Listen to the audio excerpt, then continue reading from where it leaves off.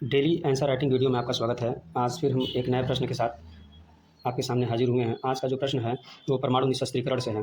जैसा कि आप यहाँ प्रश्न देख सकते हैं, परमाणु निशस्त्रीकरण पर भारत की स्थिति का परीक्षण कीजिए। वैश्विक परमाणु निशस्त्रीकरण के लक्ष्य को प्राप्त करने में विश्व को किन चुनौतियों का सामना करना पड़ रहा है, इन सब मुद्दों पर हम बात करेंगे। तो सबसे पहले ये समझ लेते हैं कि ये प्रश्न क्यों इंपॉर्टेंट है। तो अभी हाल ही में नोबेल का शांति पुरस्कार 2024 का जो दिया गया है, वो एक जापान की संगठन है निहोन हिंडाकियो को नोबेल का शांति पुरस्कार, जो जापान में परमाणु बम का विस्फोट किया गया था, उसमें जो लोग प्रभावित हुए थे उनके कल्याण के लिए संगठन काम करती है। साथ ही साथ ये परमाणु मुक्त विश्व बनाने का संकल्प रखती है। इन सब प्रयासों के कारण ही इसे नोबेल का शांति पुरस्कार दिया गया था। इसलिए परमाणु निशस्त्रीकरण पर प्रश्न अपने आप में इम्पॉर्टेंट होता है इस साल के लिए। तो न सिर्फ ये मेंस के लिए और पीटी दोनों के लिए ही पैरेलल रूप से ये इम्पॉर्टेंट है। तो सब अब हम चलते हैं अपने मूल प्रश्न पर। हमारा मूल प्रश्न है परमाणु निशस्त्रीकरण। तो इस जैसा कि हमको पता है कि हम सबसे पहले इनका खंडन कर लेंगे, इसका डिवाइडेशन कर लेंगे प्रश्न का कि इनमें क्या क्या चीज़ें पूछी हुई हैं। सबसे पहले हम इसमें डिफाइन करने की कोशिश करेंगे कि भाई परमाणु निशस्त्रीकरण होता क्या है। उसके बाद हम बात करेंगे भारत की स्थिति का परीक्षण कीजिए, और उसके बाद हम वैश्विक चुनौतियों की बात करेंगे कि विश्व में इसमें इसको परमाणु निशस्त्रीकरण किन चुनौतियों का सामना कर रहा है। साथ ही यह भी समझ लीजिए कि ये मुद्दा इतना इम्पोर्टेंट क्यों है। तो आप इसका अंदाज़ा इससे लगा सकते हैं कि हिरोशिमा में जो परमाणु बम छोड़ा गया था वो 15 किलो टन का था। वहीं 1961 में रूस ने जो परमाणु बम परीक्षण किया था, जिसका नाम जार बम था, उसकी क्षमता 50 मेगा टन है। 50 मेगा टन। ध्यान रहे कि वो 50 किलो टन है और ये 50 मेगा टन है। तो दोनों में कितना अंतर है, आप इस बात से इसका अंदाज़ा लगा सकते हैं कि रूस के इस बम की क्षमता हिरोशिमा में गिराए गए परमाणु बम की क्षमता से 3800 गुना ज़्यादा पावरफुल है। तो इस तरह से आप इसके विनाशकारिता का भी मूल्यांकन कर पा रहे होंगे। अब हम चलते हैं अपने मूल प्रश्न पर। जैसा कि हम लोगों ने अपने प्रश्न को 3 भागों में बाँट लिया है। सबसे पहले हम परमाणु निशस्त्रीकरण की बात करेंगे कि परमाणु निशस्त्रीकरण होता क्या है, फिर हम भारत की स्थिति की बात करेंगे और वैश्विक चुनौतियों की बात करेंगे। सबसे पहले यहाँ पे प्रस्तावना में हम लिखेंगे इसके परमाणु निशस्त्रीकरण का जो एक डिफिनेशन है। परमाणु निशस्त्रीकरण से तात्पर्य वैश्विक सुरक्षा को बढ़ावा देने और परमाणु युद्ध के संभावित विनाशकारी परिणामों को रोकने के लिए परमाणु हथियारों को कम करने या समाप्त करने की प्रक्रिया से है। भारत परमाणु निशस्त्रीकरण के समर्थन में एक सशक्त पक्षधर रहा है। भारत की विदेश नीति में निम्नलिखित बिंदु परमाणु निशस्त्रीकरण के संदर्भ में महत्वपूर्ण है। अब यहाँ पे हम देखेंगे भारत के संदर्भ में क्या क्या पॉइंट हो सकता है। तो सबसे पहला है कि सार्वजनिक प्रतिबद्धता। सार्वजनिक प्रतिबद्धता में भारत कहता है कि हम इसके पूर्ण और सार्वभौमिक परमाणु निशस्त्रीकरण का समर्थन करते हैं।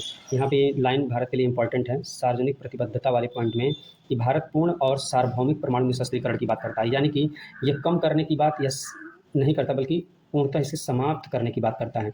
और ये सार्वभौमिक बात करता है, यानी कि सार्वभौमिक का मतलब कि परमाणु निशस्त्रीकरण सभी देश करेंगे। जैसा कि आपको पता है एनपीटी एक संधि हुई थी जिसमें ये कहा गया था कि 1967 से पहले जिन लोगों ने परमाणु परीक्षण कर लिया, परमाणु बम बना लिया है, उन्हीं के बस परमाणु बम रहेगा। बाकी अब इसके बाद कोई नया परमाणु परीक्षण नहीं होगा और कोई और देश परमाणु बम नहीं बना सकता है। भारत इसीलिए एनपीटी का विरोध करता है और वो कहता है कि ये भेदभावपूर्ण नीति है और ये सार्वभौमिक होना चाहिए। ठीक है। और भारत ने इस बात को कि पूर्ण और सार्वभौमिक परमाणु निशस्त्रीकरण होना चाहिए, इस बात को भारत ने 1954 में ही कह दिया था। उसके बाद अगला जो पॉइंट है, नो फर्स्ट यूज़, यानी कि भारत जो है वो इसका पहले परीक्षण नहीं करेगा, उपयोग केवल प्रतिशोध के रूप में करेगा। अगला पॉइंट है एनपीटी, परमाणु अप्रसार संधि, और भारत इसका समर्थन नहीं करता क्योंकि इसे बताता है कि ये भेदभावपूर्ण है। ऊपर इसे हम लोगों ने समझ लिया है। अगला पॉइंट है विकल्प आधारित नीति। विकल्प आधारित नीति का मतलब ये है कि ये केवल रक्षा और संतुलन के लिए उपयोग करेगा, आक्रमण के लिए उपयोग इसका नहीं करेगा, और इसका सीमित मात्रा में इसका ये मतलब इसको परमाणु बम ये नहीं कि अनियमित रूप से इसको बढ़ा रहा है, बल्कि ये सीमित रूप में ही इतना ही ये अपने आप पास परमाणु बम रखेगा जो इसकी सुरक्षा की गारंटी दे सके। भारत के संदर्भ में जो आखिरी पॉइंट है वो है सक्रिय कूटनीति, यानी कि भारत जो है परमाणु निशस्त्रीकरण के लिए सक्रिय कूटनीति भी अपना रहा है। वो संयुक्त राष्ट्र संघ में कई बार इसके लिए प्रस्ताव ला चुका है। अब हम अपने प्रश्न के तीसरे पार्ट की चर्चा करेंगे, वैश्विक परमाणु निशस्त्रीकरण के लक्ष्य को प्राप्त करने में क्या चुनौतियां हैं, यानी कि निशस्त्रीकरण आखिर क्यों संभव नहीं हो पा रहा, उसमें क्या क्या चुनौतियां हैं। सबसे पहली चुनौती तो यही है कि भरोसा की कमी। हर देश एक दूसरे पर भरोसा नहीं कर पा रहा है और उनको लगता है कि हम अगर निशस्त्रीकरण कर दिए तो मेरा जो कंपटीटर है उसके पास तो परमाणु बम रहेगा। दूसरा पॉइंट है रणनीतिक असंतुलन। कुछ देश ऐसे हैं जो परमाणु हथियारों पर ही निर्भर हैं और जो यह सामरिक असंतुलन वैश्विक निशस्त्रीकरण को कठिन बनाता है, क्योंकि उनके पास पारंपरिक हथियार की कमी है। जैसे कि उत्तर कोरिया, अब उत्तर कोरिया हर बात के लिए परमाणु बम की ही धमकी देता है क्योंकि उसकी सुरक्षा परमाणु बम पर ही टिकी हुई है। तो ऐसे में परमाणु निशस्त्रीकरण कठिन हो जाता है। अगला पॉइंट है एनपीटी का भेदभावपूर्ण ढांचा। इसे हम लोग समझ ही लिए हैं, क्योंकि ये कहता है कि कुछ ही देश के पास परमाणु शक्तियाँ रहेंगी और बाकी देश इसका परीक्षण नहीं करेंगे। तो इसकी भेदभावपूर्ण नीति भी परमाणु निशस्त्रीकरण को संपन्न नहीं होने दे रही है। अगला पॉइंट, अगली जो चिंता है वो है प्रौद्योगिकी का विस्तार। प्रौद्योगिकी के विस्तार में हम ये देखते हैं कि कहीं अगर इसका विस्तार आतंकवादी समूह तक हो गया तो फिर इसका घातक परिणाम होगा। अगर आतंकवादियों के पास परमाणु शक्ति पहुंच जाती है तो फिर ये विनाशकारी, विश्व के लिए विनाशकारी होगा। तो अगली जो चिंता है वो प्रौद्योगिकी का विस्तार, ये चिंता है। और पाँचवा जो पॉइंट है वो अंतर्राष्ट्रीय संधियों की अक्षमता है। जैसा कि हमको पता है एनपीटी, इसमें भी ज़्यादा पावर नहीं है। टीपीएनडब्ल्यू यानी कि परमाणु हथियारों पर प्रतिबंधों की संधि, परमाणु हथियारों पर प्रतिबंधों की संधि, ये जितने भी निशस्त्रीकरण की दिशा में ये सीमित प्रगति आज तक ये दिखा पाए हैं। कुछ प्रमुख परमाणु संपन्न देश इन संधियों का पालन नहीं कर रहे हैं। यहाँ कुछ शब्द इंपॉर्टेंट हैं। हालांकि भारत भी परमाणु शक्ति संपन्न देश है, लेकिन वो पूर्ण और सार्वभौमिक निशस्त्रीकरण की बात करता है।